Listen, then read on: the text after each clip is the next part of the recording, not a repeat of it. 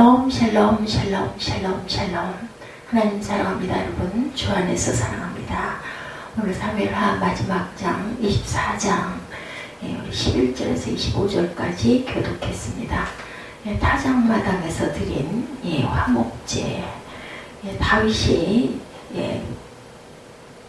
잘못을 하는 사건이 일어납니다. 인구조사하지 않아야 할 것을 하죠. 14장 1절부터 우리 10절까지 읽자는 부분을 보면 야훼께서 다시 이스라엘을 향하여 진노하사 그들을 치려고 다윗을 격동시키사 가서 이스라엘과 유다의 인구를 조사하라 하신지라.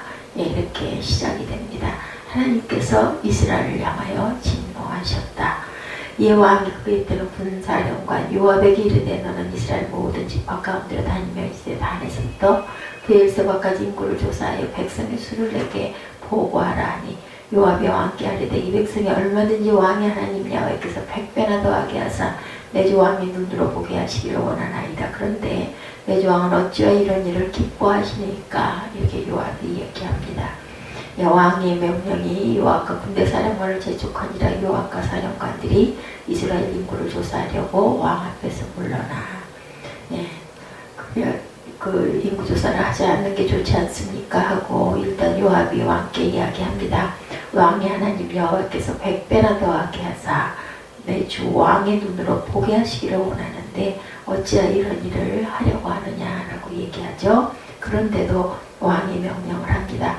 요단을 건너 갓 골짜기 가운데 성읍 아로엘 오른쪽 곳 야셀 맞은편에 이르러 장막을 치고 길르앗에 이르러 닷딤 호시 땅에 이르고 또 다나얀에 이르러서도 시돈을 돌고 두로 경관 등에 이르고 휘 사람과 가나안 사람의 모든 성읍에 이르고 유다 남쪽으로 나와 브엘세바에 이르니라. 그들 무리가 국내를 두루 돌아 9달 20날 만에 예루살렘에 이르릅니다. 10달이 다 걸리죠. 요압의 백성의 수를 왕께 보고하니 곧 이스라엘에서 칼을 빼도 담대한 자가 80만 명, 유다 사람이 50만 명이었더라. 130명이네요. 그죠? 130만 명. 다윗의 백성을 조사한 후에 그의 마음에 자책하고 다윗이 야훼께 아뢰되 내가 이 일을 행함으로 큰 죄를 범하였나이다. 야훼께서 이제 간과하옵나니 종의 죄를 사하여 주옵소서. 내가 심히 미련하게 행하나이다. 이제 인구조사하고 깨닫죠. 그리고 이제 11절부터 25절까지 다윗이 아침에 일어날 때 야훼 말씀이 다윗의 선견자 된 선지자 갓에게 임하여 선지자를 보냅니다. 가서 다윗에게 말하기를 야훼께서 이와 같이 말씀하시기를 내가 네게 3가지를 보이노니 너를 위하여 너는 그 중에 하나를 택하라. 내가 그것을 내가 행하리라. 이렇게 시작이 됩니다. 24절은 야훼께서 진노하사 그들을 치시려고 다윗을 격동시키사로 시작이 되죠. 하나님은 자기 백성을 깨닫게 하거나 징계하시기 위해 의도적으로 악한 영을 사용하여 미혹해 하는 그런 사건들이 있습니다. 사탄에게 내어지는 이유는 멸망시키기 위해서 또는 깨닫게 하기 위해서 이런 내용들이 있죠. 데살로니가 후서 2장 10절에서 12절 보면 하나님의 미혹의 역사를 그들에게 보내사 거짓 것을 믿게 하시면 진리를 믿지 않고 불의를 좋아하는 모든 자들로 하여금 심판을 받게 하려 함이라. 열왕기상 22장 20절에서 23절에 야훼께서 말씀하시기를 누가 아합을 꾀어 그를 길르앗 나못에 올라가 죽게 할고 하시니 야훼께서 거짓말하는 영을 왕의 이 모든 선지자의 입에 넣으셨고 영으로 구원하기 위함이다. 고린도전서 5장 5절 전자를 사탄에게 내주었으니는 육신은 멸하고 영은 주 예수의 날에 구원을 받게 하려 합니다. 욥의 예가 있죠. 33장 29절에서 30절 영혼을 부동에서 이끌어 생명의 빛을 그들에게 비추려 하십니다. 히스기야 같은 경우는 이사야 38장 17절에 내게 큰 고통을 더하신 것은 주께서 내 영혼을 사랑하사 멸망의 불용통에서 건지셨고 내 모든 죄를 주의 등 뒤에 던지셨다. 이렇게 나타나고 있습니다. 영을 구원하기 위해서 사탄을 이용하기도 합니다. 전염병 사건이 15절에 하나님께서 백성을 징계하시거나 심판하시기 위한 도구로 전염병을 사용하시죠. 하나님께서 원욕으로 징계하신 사건이 고라의 반역 사건이죠. 14,700명이 원욕으로 죽습니다. 바알볼의 음행 사건이 24,000명이 죽습니다. 다윗의 인구조사에 7만 명이 죽습니다. 히스기야 시대에 아수르 군대 18만 5천 명이 죽습니다. 이렇게 온역으로 많은 사람이 죽죠. 그리고 여부수 사람 아라우나의 타작마당 사건이 다윗 인구조사로 인해 하나님께서 사자를 보내어 심판한 장소이죠. 이것은 예루살렘 동편 언덕으로 솔로몬 때의 성전의 터가 됩니다. 타작마당은 곡식의 알곡과 쭉정이를 고르는 장소죠. 이러한 장소를 성전 터가 되었다는 것은 특별한 의미를 담고 있습니다. 세례 요한과 예수님께서 타작을 통하여 심판을 비유하셨고, 타작마당이 되었다는 것은 교회 안에 알곡과 쭉정이를 고르는 심판이 있다는 의미를 얘기하고 있죠. 또한 추수는 심판을 의미하고 믿는 자를 또한 심판하기도 합니다. 제단을 섞어 번제와 화목제를 드리는 사건. 다윗이 번제와 화목제를 드리셔 성전은 하나님께 제사 드리는 처소라는 의미를 갖고 있습니다. 24장 전체적인 요점적인 내용이 이렇게 나타나죠. 그래서 25절까지 보면 하지 말아야 할 인구조사를 하므로 인구조사를 끝내 단행을 하고 나서 10절부터 다윗이 잘못했다고 하나님 앞에 득질하는 그리고 회개하는 부분이 나타나지만, 결국은 세 가지 중에 네가 하나를 선택해라 하고 하나님께서 갓 선지자를 보내는 사건. 사무엘상과 하를 이제 오늘 끝내는 그러한 날입니다. 다윗을 중심으로 허락하신 하나님의 은혜, 저와 여러분에게 오래 간직되어 가기를 간절히 소망합니다. 다윗도 때로는 하나님의 마음에 합한 사람을, 하나님을 기쁘시게 하는 사람으로 살아가다가도 이렇게 연약한 모습으로 육신의 정욕에 넘어지기도 하고 명예에 대한 욕망으로 넘어지기도 하는 모습을 우리는 봅니다. 24절에서 다윗이 인구조사를 행해 얼마나 미련하고 하나님 앞에 범죄한 일이었는가를 고백했지만, 하나님께서 선지자 갓을 통하여 세 가지 형벌에 대한 선택을 요구하시죠. 본문을 쭉 보면 형벌을 주시는 것이 이해가 잘 안 되기도 하지만, 사실은 하나님께서 다윗을 얼마나 사랑하시는지를 또한 오늘 본문을 통해서 볼 수가 있습니다. 부모와 자녀를 사랑한다면 꼭 매를 들 줄 알아야 된다. 다윗의 인구조사는 대외적으로 국가 통치 기반이 되는 다양한 통계를 얻으려는 일이지만, 실상 그의 본심은 그것이 아니었고, 군대로 동원할 수 있는 자원이 얼마나 되는가 조사에서 공표함으로 자신이 성공한 지도자라는 것을 드러내고 싶은 그러한 욕망 때문이었다. 그러나 그 감추인 본심을 사람들은 알지 못했지만 하나님께서는 알고 계셨죠. 결국 10개월에 가까운 많은 시간을 소비해가며 얻어낸 통계는 군대에 동원될 수 있는 수가 무려 130만 명이나 된다는 것이었고, 다윗은 그것을 알고 기뻐할 수가 없었습니다.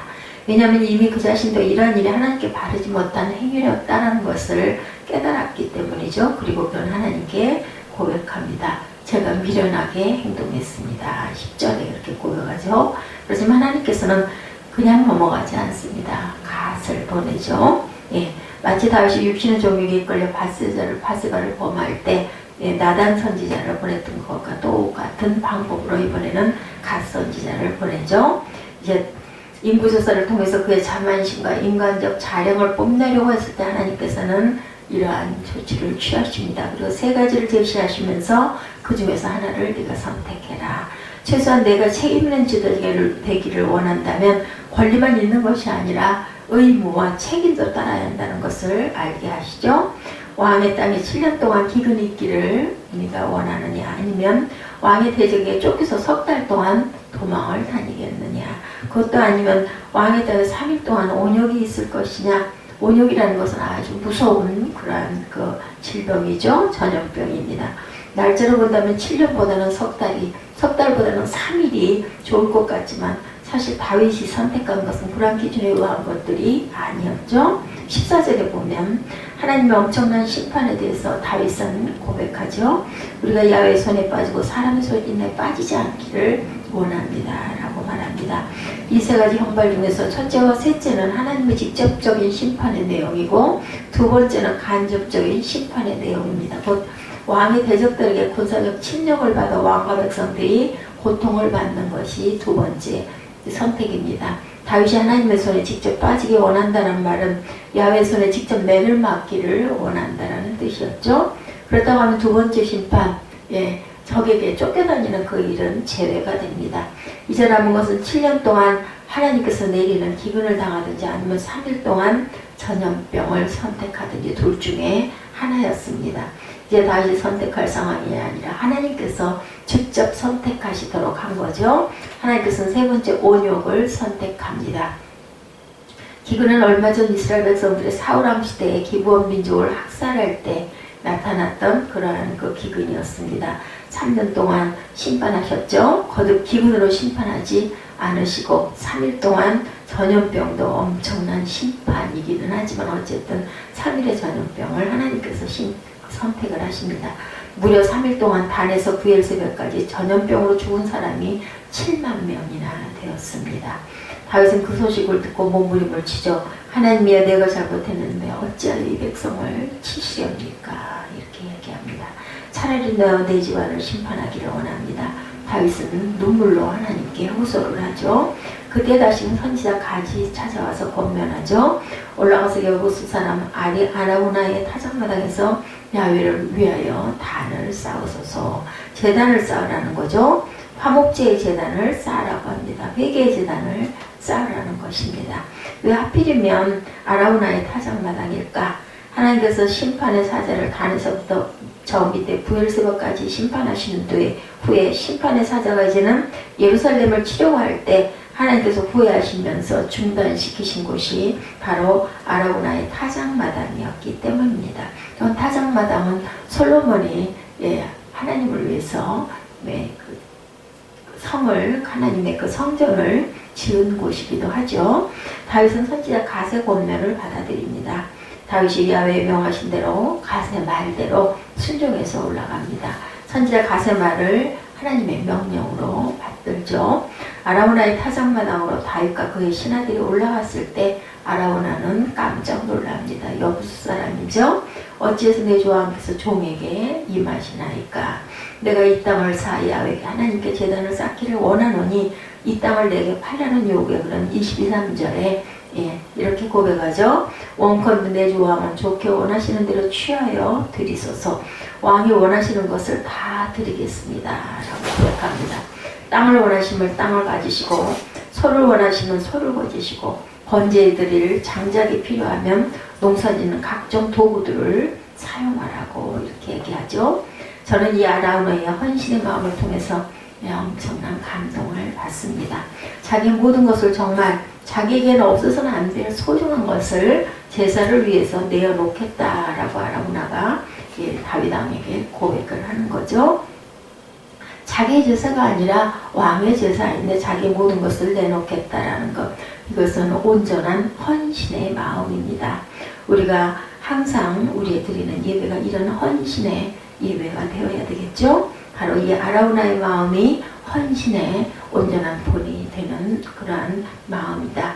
자기의 것을 계산하지 않습니다. 내게 이렇게 하면 뭐가 돌아오겠지 이런 거 계산하지 않고 왕에게 내 모든 것을 무엇을 원하시는지 드리겠습니다 라는 그러한 헌신의 마음이죠.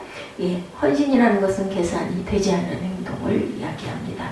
이 아라우나의 심정을 가지고 하나님 앞에 헌신의 예배를 우리는 드려야 할 줄로 믿습니다. 그런데 이 아름다운 헌신의 마음을 가졌던 이 아라우나보다도 다윗은 또한 더 깊은 마음을 갖고 있었죠. 고맙지만 나는 값없는 제사는 안 드리겠다 이렇게 얘기하죠. 이건 내 문제고 내가 하나님 앞에 드려야 할 제사다. 내 눈물이, 내 헌신이, 내 정성이 들어야 제사지. 당신이 나에게 모든 것을 그 삶에 중요한 소와 멍에를 내게 제공해 주었다고 하지만 너무 고맙지만 내 제사는 내 눈물이 들어가야지. 오늘 마지막 장 사무엘하 24장 15절 하반절을 봅니다. 그래서 16절에 보면 천사가 예루살렘을 향하여 그의 손을 들어 멸하라 하더니 야훼께서 이 재앙 내리심을 뉘우치사 백성을 멸하는 천사에게 이르시되 족하다 이제는 내 손을 거두라 하시니 야훼 사자가 여부스 사람 아라우나의 타작마당 곁에 섭니다. 다윗의 백성을 치는 천사를 보고 곧 야훼께 아뢰어 이르되 나는 범죄하고 악을 행하였거니와 이 악무리는 무엇을 행하였나이까 청하건대 주의 손으로 나와 내 집을 치소서 내 아버지의 집을 치소서 하니라. 18절에 이날에 갓이 다윗에게 이르러 그에게 아뢰되 올라가 여부스 사람 아라우나의 타작마당에서 야훼를 위하여 제단을 쌓으소서 하매 다윗이 야훼께서 명하신 바 갓의 말대로 올라가죠. 아라우나가 바라보다가 왕과 그의 부하들이 자기를 향하여 건너물 보고 나가서 왕 앞에 얼굴을 땅에 대고 절하며 어찌하여 내 주 왕께서 종에게 임하시나이까 하니 다윗이 이르되 내게서 타작마당을 사서 야훼께 제단을 쌓아 백성에게 내리는 재앙을 그치게 하려 하는지라. 아라우나가 다윗에게 아뢰되 원하건대 내 주 왕은 좋게 여기시는 대로 취하여 드리소서. 번제에 대해서는 소가 있고 뗄나무에 대해서는 마당질하는 도구와 소의 멍에가 있나이다. 왕이여 아라우나가 이것을 다 왕께 드리니이다 하고 왕께 아뢰되 왕이 하나님 야훼께서 왕을 기쁘게 받으시기를 원하나이다. 왕이 아라우나에게 이르되 그렇지 아니하다. 내가 값을 주고 내게서 살이라. 값 없이는 내 하나님 야훼께 번제를 드리지 아니하리라 하고 다윗이 은 50세겔로 타작마당과 소를 사고 마지막 절이죠. 그곳에서 야훼를 위하여 제단을 쌓고 번제와 화목제를 드렸더니 이에 야훼께서 그 땅을 위한 기도를 들으심에 이스라엘에게 내리는 재앙이 그칩니다.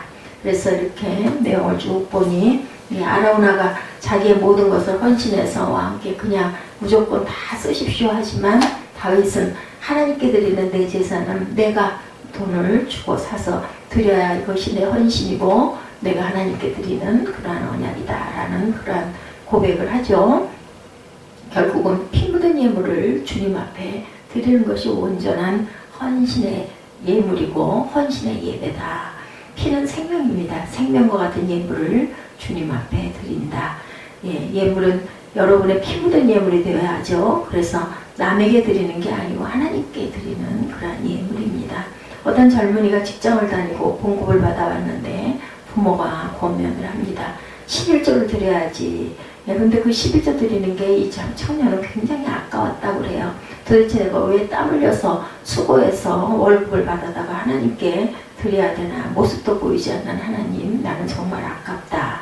그랬더니 그 부모님이 다시 이야기를 합니다. 신의 일은 드려야 되는 거란다. 이 모든 게 다 하나님이 너에게 주신 복이야. 네가 일하는 것도, 네가 직장을 얻은 것도, 마음껏 일할 수 있는 장소를 얻은 것도 다 하나님께서 허락하신 것이기 때문에 모든 게 다 하나님 거니까 거기서 10개 중에 하나 드리는 거는 당연한 거 아니겠니?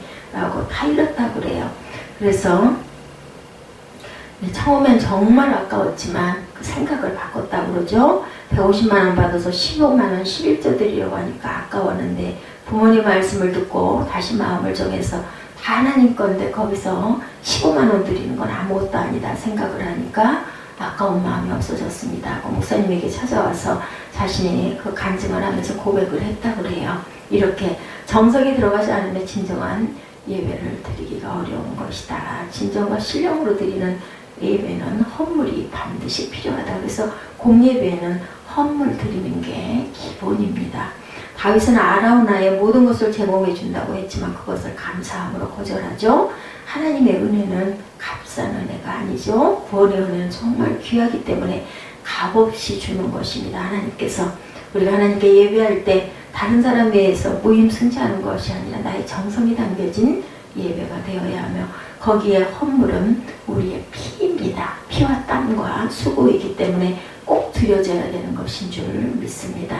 다윗은 그것을 알았고 온 50세겔로 타작마당과 소를 사고 그곳에서 야훼를 위하여 단을 쌓고 번제와 화목제를 드렸고 야훼께서 그 땅을 드리는 기도를 들으십니다. 기도를 들었다는 말은 진노하심을 멈추었다라는 말이죠. 하지 말아야 할 인구조사를 다윗이 마지막으로 자신의 그러한 그 능력을 드러내기 위해서 과시하기 위해서 그래서 인구조사 하지 않아야 될 것을 함으로 인하여서 죄를 짓게 되고 그랬을 때 갓선자를 선지자를 하나님께서는 보내셔가지고 네가 3가지 중에 하나를 선택해라. 3년 동안 기근이 들기를 원하느냐 아니면 석 달 동안 너와 이스라엘 민족이 쫓겨 도망 다니기를 원하느냐 아니면 3일 동안 온역이 들기를 원하느냐 했을 때 다윗이 고백하죠. 하나님의 뜻대로 사람의 손에 저를 보내지 마시고 하나님이 직접 저에게 종아리를 때리소서 하고 하나님께 오히려 거꾸로 돌려드리죠. 그랬을 때 3일 동안의 원형을 통해서 8만 명의 그러한 이스라엘 백성들이 죽습니다. 그랬을 때 다윗이 울부짖죠. 제가 잘못했는데 왜 이 백성들을 이렇게 죽이십니까? 그럴 때 갓 선지자가 타작마당에 가서 번제를 드리십시오 하고 권면합니다. 근데 그 번제를 드리는 과정에서 아라우나의 타작마당에서 일어나는 사건이 후반절 사건이죠. 하나님께서는 번제와 화목제를 받으시고 진노를 멈추셨다. 이것은 하나님의 은혜입니다. 하나님이 진노하신 것도 은혜죠. 깨닫게 하시기 위함입니다. 우리에게 고난과 시련의 시기를 멈추게 한 것도 또한 은혜입니다. 하나님의 당신의 백성들을 향해 행동하시는 모든 것이 하나님의 깊은 뜻이 있는 은혜를 죽이기 위한 게 아닙니다. 사실은 살리기 위해서, 육신은 죽더라도 영이라도 살리기 위해서 하나님께서는 심판도 하시죠. 바울사의 고백처럼 나이나 된 것은 전적으로 하나님의 은혜고, 고난도 은혜고, 고난을 멈추게 하시는 것도 은혜인 줄로 믿습니다. 아버지가 자식을 멈추게 해주는 것도 은혜고, 우리가 자식의 종아리를 걷어서 채찍을 때리는 것도 은혜죠. 사랑하지 않으면 징벌하지 않습니다. 받아주는 것만 은혜가 아닙니다. 다윗은 바로 그런 부분을 깨달아 알고 그 은혜를 위해서 자신의 최선을 다합니다. 아무리 왕이지만, 권세를 가졌지만, 기득권이 있지만 그는 은혜에 값싸게 편승하지 않고 자신의 것을 들여서 번제의 제단을 쌓는 것. 왕이기 때문에 백성들이 왕에게 거저 가지십시오라고 자기의 땅도 서도 명예까지도 내놓았지만 하나님 앞에서의 모습이 왕의 모습이 아니라 은혜를 받아야 할 하나님의 용서를 받아야 할 자녀, 자신의 모습으로 하나님 앞에 섰던 다윗의 그러한 믿음. 1943년 10월 2차 세계대전이 끝날 무렵에 일본은 전세가 기울어져 점점 후퇴하고 있었죠. 동남아시아를 석권하고 이제는 오세아니아, 호주, 뉴질랜드를 점령할 기세였는데 거기를 점령하려고 하다가 하와이를 건드리면서 미국이 개입을 합니다. 결국은 점점 미국을 중심한 연합군에게 밀려서 전세가 심각해져서 일본이 패망을 하죠. 당시 해군 제독이었던 타케시로 오신이라고 하는 제독이 고민 끝에 특단의 결단을 내립니다. 이제 우리가 이길 수 있는 방법은 이것밖에 없다. 그는 해군 항공대에게 이렇게 명령합니다. 이제는 정상적인 공격을 해서는 이길 수가 없다. 항공기마다 250kg 되는 엄청난 포탄을 싣고 항공기가 이륙하기도 어려울 만큼 그 적은 항공기에다가 250kg의 큰 탄두를 싣고 미국 항공모함과 구축함을 돌진해 들어가는 카미카제 특공대를 만듭니다. 그리고 그의 명령으로 2,519명의 해군 조종사들이 카미카제가 되어 목숨을 초계와 같이 버립니다. 같이 죽는 거예요. 그렇지만 그렇게 해서도 일본은 역전을 하지 못하고 결국은 1945년 8월 15일 우리나라 민족이 해방이 된 날이죠. 그렇기 때문에 우리가 해방을 된 겁니다. 신으로 인정받던 일본 천황이 항복을 선언하고 메가다 유엔군 사령관 앞에 이제는 내가 신이 아니고 인간이라고 고백을 하게 되죠. 인간이 신노릇을 하다가 다시 인간으로 되돌아오게 됩니다. 왕이 신으로 떠받치던 그 천황이 항복 선언을 했다는 소식을 들은 오시미 제독이 사무라이 칼로 자기 팔을 가릅니다. 그러면서 나는 죽음으로 이용감한 자들과 그의 가족들에게 용서를 받고 싶다. 그렇지만 수천 명의 조종사들을 죽음으로 내몰고 사랑하는 아들들을 내몰아 고통받는 가족들에게 이 한 사람의 자결로 해결은 절대로 되지 않습니다. 그러나 그가 살아서 이런저런 변명을 하는 것보다는 죽음으로 자신의 잘못을 사죄하는 부분이 얼마간의 그러한 그 희생자들에 대한 위로가 됐을 수도 있겠죠. 아라우나의 타작마당에 속죄의 제단으로 삼은 다윗 자신이 하나님 앞에 인고조사를 한 잘못된 그의 삶을 그냥 넘어가려고 절대로 하지 않습니다. 그냥 넘어갈 수가 없습니다. 하나님은 용서하시지만 분명히 대가는 지불해야 되는 거죠. 이 제사에 여러 사람들이 동참하고 있었지만 이 제사에 소와 장작으로 헌신하려고 하는 아라우나도 있었지만 내 눈물로, 내 정성으로, 내 피 묻은 제물로 주님 앞에 담을 쌓기를 원합니다 하는 것이 바로 다윗의 사무엘하 24장 마지막 고백입니다. 우리에게도 제단이 있게 희망이 있습니다. 주님의 교회를 예수님은 뭐라고 말씀하세요? 예수 그리스도의 십자가의 피값으로 세우신 교회라고 합니다.